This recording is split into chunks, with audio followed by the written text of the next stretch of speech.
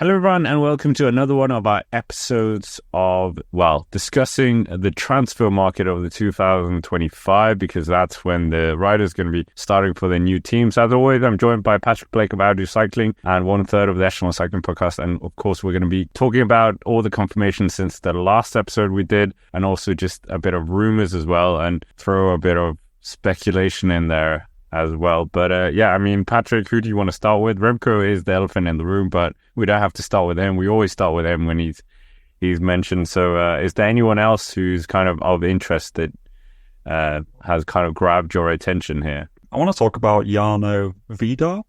I think it's Widar. He rides for the Lotto Destiny development team. Obviously, he was right in contention to win the Tour de l'Avenir this year. He also won pretty convincingly the under-23 Giro this year, so one of the big GC superstars, I guess, for the future. And according to Velofleet, they put up an article, and apparently he was spotted at the Redbull Test Centre, which is a little bit of an ominous sign that maybe he will sign for that team. I can't remember when it was, but obviously other teams are interested. I remember seeing that Alpecin are interested in him. Obviously Lotto Destiny are interested in trying to keep him. Basically, it's like every team under the sun, like Intermarché, quite a lot of the Belgian teams. I think Ineos was in there as well, but, Ineos Grenadiers, they're kind of everywhere. But at least they're kind of on the ball with wanting to sign a decent bit of talent there. But what do you reckon with him going to a Red Bull Test Centre? Does that almost indicate to you that that's like a done deal, but nothing's been said? Yeah, don't you think so? I mean, where he is in his career as well, being able to potentially shadow Primož Roglič. I mean, more money as well in the team, as we said as well. Lotto Destiny had a bit of trouble. I think we talked about that at one point. But, and then obviously Dan Bigham going there as well, which was big news. So I think Redbull Bora Hansgrohe is the hot team right now for many riders. And I think as a young rider like that, potentially could get a lot of opportunities. Where do you think he slots into the team? Because it's like there's Danny Martinez, Vlasov, whoever else they're bringing on as well, Jayco Hindley, Roglic. But it's not like, he could have time to grow, develop, whatever, and learn from them and get put in winning the Tour of Austria, winning Tour of Norway, something like that, the 2.1 races. Yeah, that makes sense. I think he would be their future guy. You could say that he's almost like the fallback option in case another certain person doesn't go through with their deal. Maybe that's another Belgian. Yeah, maybe they're just giving themselves a little bit of an insurance policy. It sounds bad to say, like he's far better than just an insurance policy, but I think they're looking really at a future talent because they don't really have a guy of that age who's a GC prospect, I would say. You could say Lipovitz, he's obviously doing very well in the Vuelta at the moment. Maybe he can develop into something more, but I'd say that Widar has a bit more potential as like an out-and-out climber. I don't really know what Lipovitz is, but I think that Widar would give them that future prospect. But like you say, for the upcoming 2 years, where will he fit into the team? Considering that he's surrounded by other fantastic GC riders, I don't really know. He'd probably be, second fiddle in Catalonia, Romandy, Tour de Suisse, that kind of stuff, and just playing kind of the domestique role there for a season or two. But I mean, he is one of the big kind of GC prospects for the future. So I don't see why Redbull Bora Hansgrohe wouldn't want to sign him. Yeah, completely agree. And that moves it on to Remco Evenepoel, I guess. Another Belgian big superstar. Didn't do the Tour de l'Avenir, skipped the under-23. But we've talked about this a lot. Do you think there's any substance to this? This is Ciro Scogliaminia. He's a very good source for these transfers. And we're almost treading over all ground here. But the double Olympic champion, huge name in the sport, arguably the third best GC rider as well. He probably is. It's an ideal fit, you would think. Actually, funnily enough, on the 28th of August, Daniel Benson actually put up an article about this.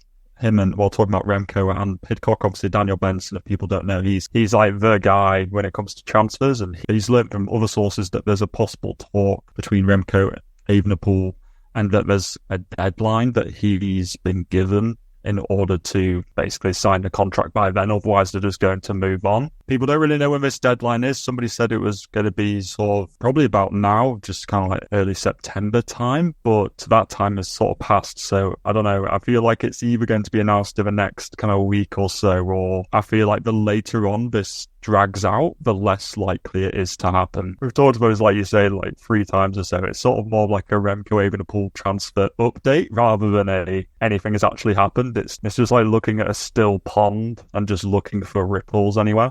So the news is that there isn't really any news, but there hasn't been a no, which is exciting in its own way, which means that there's definitely still, some hope, I guess, that this move may still take place. But I don't know, is there anything else we can really add to that? Do you want to see this happen? Remco and Roglic in the same team? I mean, they would obviously split the Grand Tours, but then Roglic is in the same position again, being second fiddle in a GC setup. I'm not sure, the more I think about it, I'm not sure how much it makes sense. Obviously, Roglic won't, last forever as the leader. They're looking towards the future. They think Remco's that. Maybe it might be Jarno Vidar instead, who knows? But Evenepoel is the tried and tested person. He finished on the podium of the Tour de France this year. He was going head to head with the 2 biggest GC contenders, but obviously they're not available, so Red Bull going for the next best thing. But when you think about it, I just don't think it makes sense for Soudal Quickstep. Imagine, say, that this move goes through, they get money from him being bought out, which obviously can't happen because it happened with Brooks, and Belgium law allows that to happen. What are Soudal Quickstep going to do all of that money? Because there's nobody on the market for them to make this up with. For them, there is absolutely zero upside. It's not like there's some other big talent they could sign in place of Evenepoel, or kind of bolster the squad across the board by signing lots of good people. We're sort of towards the end of the sort of transfer window. Not really, but you know what I mean. Like, people are getting taken off the market. There's not exactly plethora of riders available for Soudal Quickstep to go and pick up. So I'm not sure how much the move makes sense from Soudal Quickstep's point of view.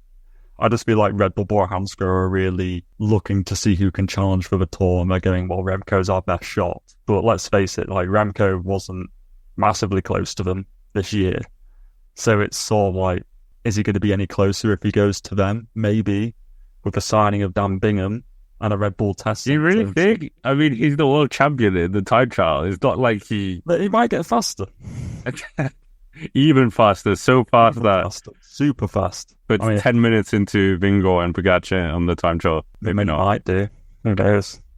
Yeah, like you said, watch this space, and we'll see if it happens. I mean, as we said, he's been linked to Ineos Grenadiers in the past as well. That never really came of anything. I mean, we don't really have to say anything about his accolades because they speak for himself. Double Olympic champion, being 2-time world champion, Vuelta España champion, and blah, blah, blah. But in terms of moving on, it's not just about Remco Evenepoel, of course. But yeah, Ewan told us this in our chat. Andrea Piccolo has transferred from being a cyclist to OnlyF. It's not an official transfer. Yeah, it's a bit of an odd one. Do you know what I thought about this earlier? Do you know what the kind of depressing part of this is? Yeah, you may well earn more money doing this than as an actual professional athlete.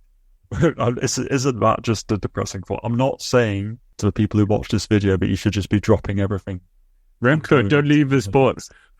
Yeah, it's a weird one because Piccolo, obviously, he was involved with, I can't exactly remember the details of it, but he was involved in some grey area, or, definitely red, like, out of area stuff where he was, I don't know, I don't know exactly if he was transporting or taking or whatever with drugs, but basically EF dropped him like a stone and nobody else wants to go near him, so he's ended up reverting to OnlyFans in order to generate money. So there you go. That is not the transfer you're all expecting to.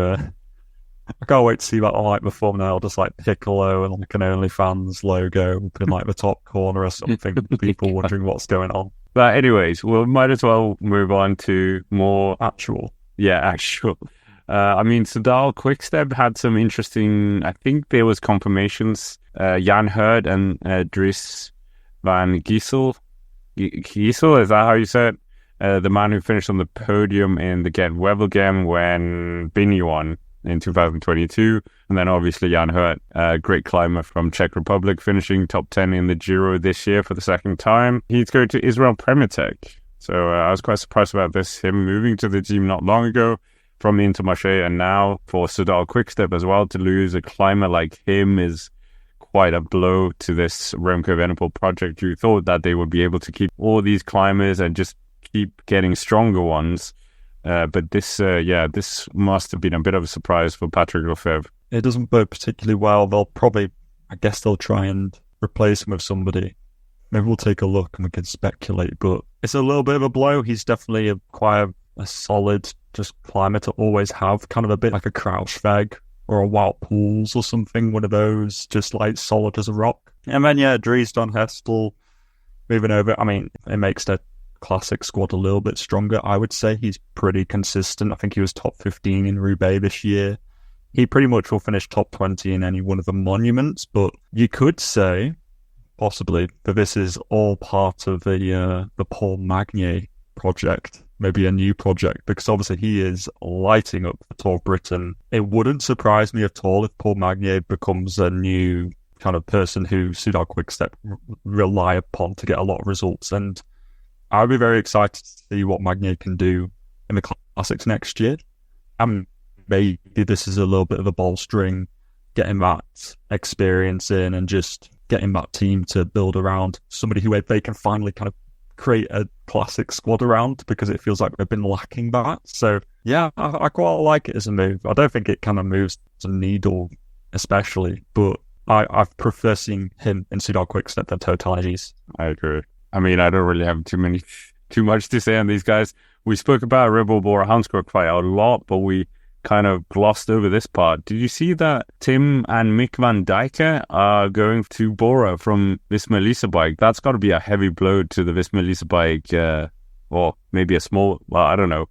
I don't know what degree of blow, but it's a blow to their classics team. And Redbull Bora Hansgrohe are really going serious. We were talking a lot about Laurance Piffy being in the team, Romain Gregoire not going, as we spoke about last episode, but yeah, this is definitely an interesting signing, and taking both of them as well. We've seen Simon Yates, and yeah, it's not the same kind of riders, obviously, but they even got split up. But here, choosing to take both brothers, maybe that's in the contract.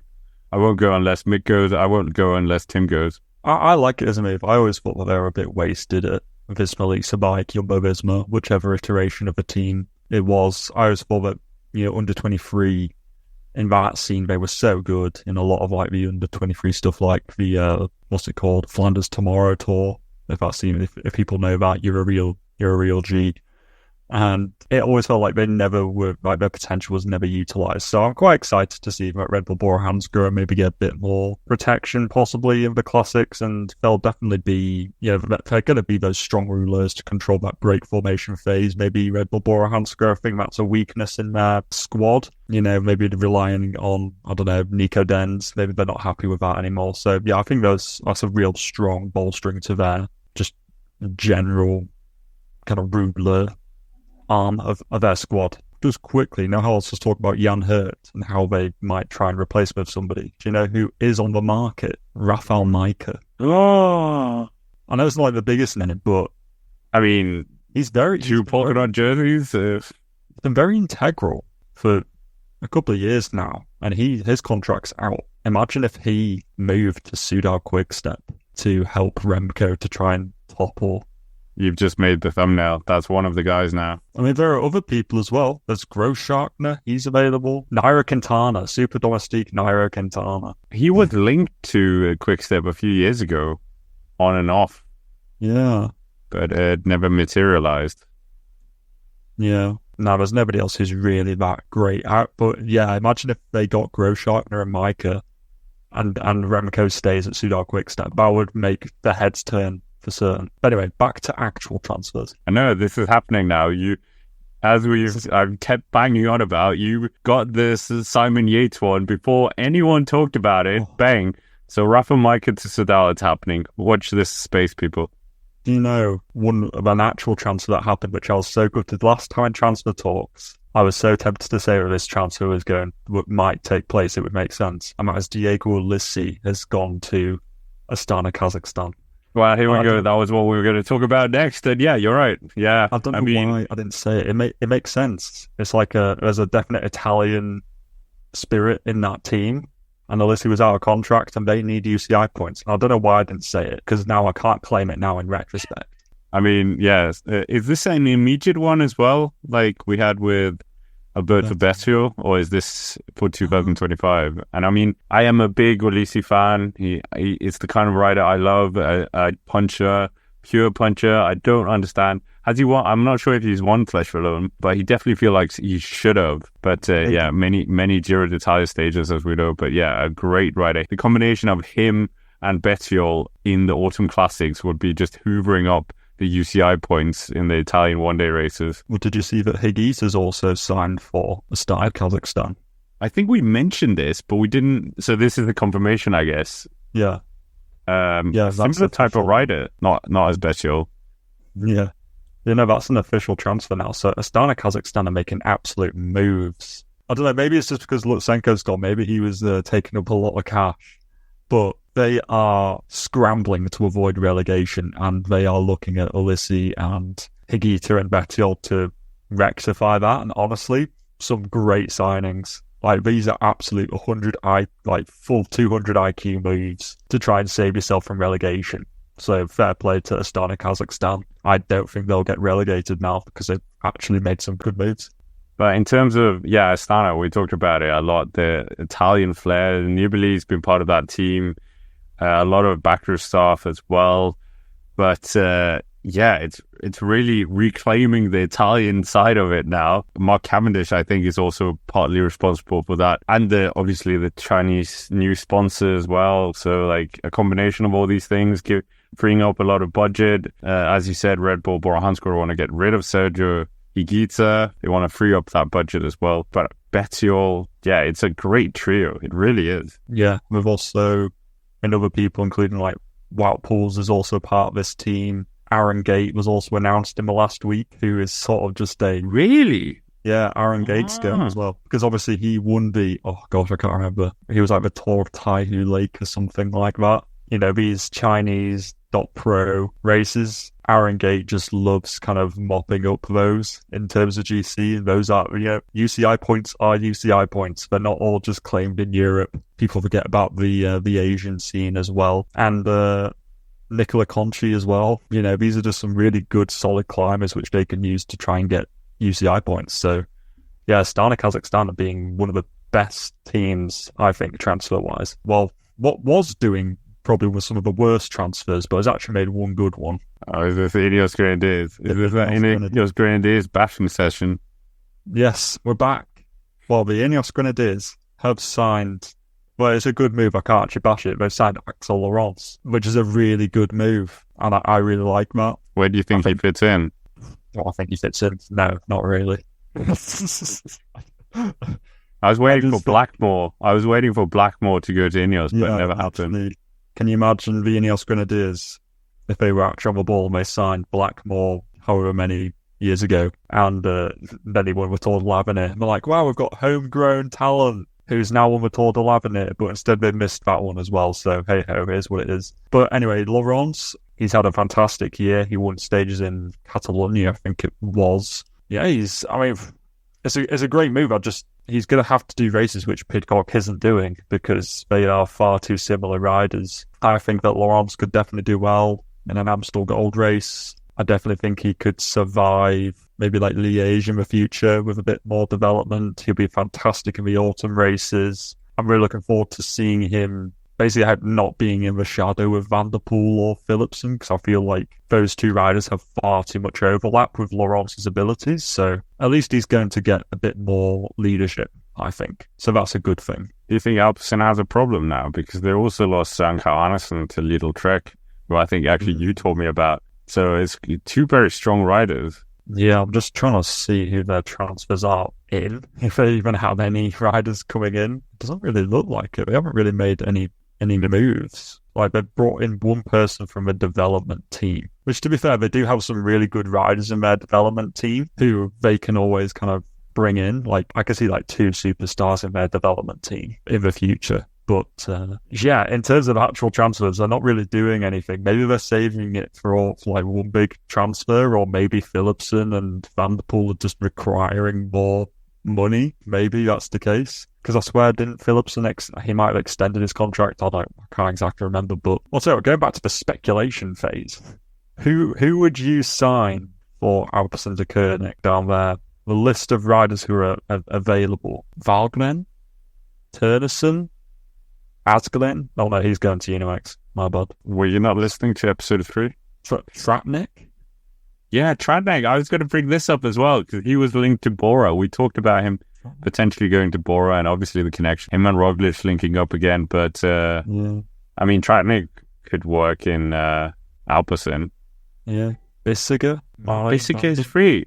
Yeah, Bissegger's free. Marijn van den Berg is free as well. Stander Wolf, good classics rider, he's free. I say free, you know, but they're free for like negotiation because their contract's out. I would love to see like Madis Mikkels, the Estonian sprinter. I'd like to see him go back, or like Pierre Gotelat as well, the decathlon. Basically, Alpecin just needs to make some moves. Like, they're just sat here, just not really doing all too much, and it's just not very exciting. Yeah, that's true. What are you doing, Alpecin? Get on with it. But I mean, well, this is not Alpecin. I don't want to see Tesfastison at Alpecin, but I was just going to throw it in there. I really want to see him signed by Intermarché. I think I've said it before. It doesn't look like, I don't know if he's going to be extended by a little Trek. It looks like his contract's out. Didn't have the most successful year this year. Could change in the Autumn Classics, but yeah, let's just get an Eritrean semi-team like we have with the Danish now starting to congregate in Jayco Alula. Did you see one of the Danish riders who signed Asbjørn Helmose? He was a gravel rider. I think he was part of Trek at one point, and now he's getting that sabbatical, and then now he's back on the World Tour. That's cool to see. And they also signed Robert Donaldson as well, did Jayco Alula. I'm not sure. Here we go. I know what you're going to say. Oddly, crit race that he won. Otley 2 years ago.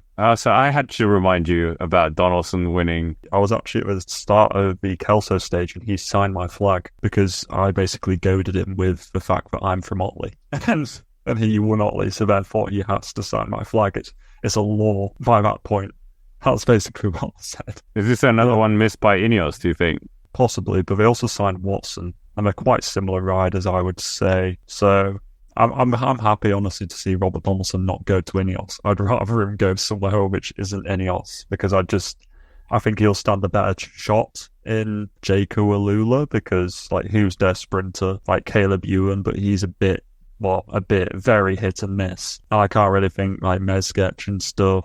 Like, they really need like kind of that other sprinter, and I definitely think that Robert Donaldson can do that. So I like him going there, along with, you know, obviously Paul Double, who was another one who we mentioned early on, another British contingency going to Jayco Alula. Yeah, and I think that's a perfect place to finish it with Jayco Alula. Didn't really talk too much about them, but yeah, you got the finishing slot. But yeah, anyways, with that, that's basically it for our Transfer Talk episode 6. Yes, we're trying to get to 10 before the end of the year. Not sure that the transfer market will allow that, but we'll see. But as always, make sure to hit the like button if you haven't already, subscribe to the channel, and if you haven't already, check out Patrick's own channel, I'll Do Cycling, and we'll be back with more transfer news as well. But until then, thank you for watching, and we will see you in the next one.